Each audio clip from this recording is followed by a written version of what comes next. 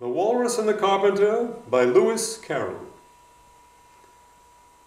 The sun was shining on the sea, shining with all his might.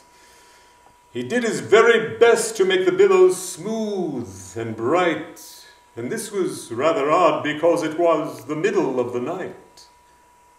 The moon was shining sulkily because she thought the sun had got no business to be there after the day was done. It's very rude of him, she said, to come and spoil the fun. The sea was wet, as wet could be. The sands were dry as dry. You could not see a cloud. There were no clouds in the sky. No birds were flying overhead. There were no birds to fly. The Walrus and the Carpenter were walking close at hand. They wept like anything to see such quantities of sand. If this were only cleared away, the Walrus said, it would be grand. If 7 maids with 7 mops swept for half a year, do you suppose, the Walrus said, that they could get it clear? I doubt it, said the Carpenter, and shed a bitter tear.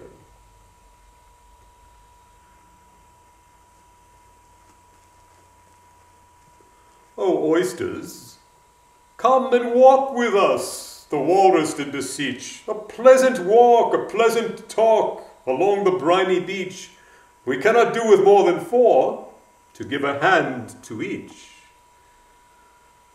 The eldest oyster looked at him, but never a word he said.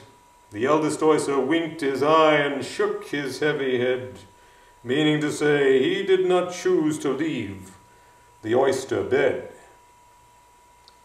But 4 young oysters hurried up, all eager for the treat. Their coats were brushed, their faces washed, their shoes were clean and neat, and this was rather odd, because they hadn't any feet.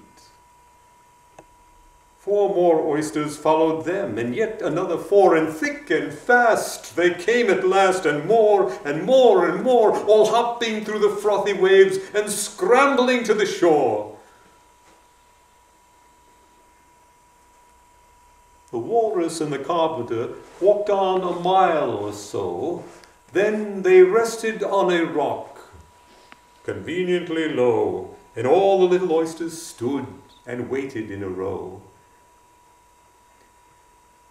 The time has come, the Walrus said, to talk of many things, of shoes and ships and sealing wax, of cabbages and kings, and why the sea is boiling hot, and whether pigs have wings.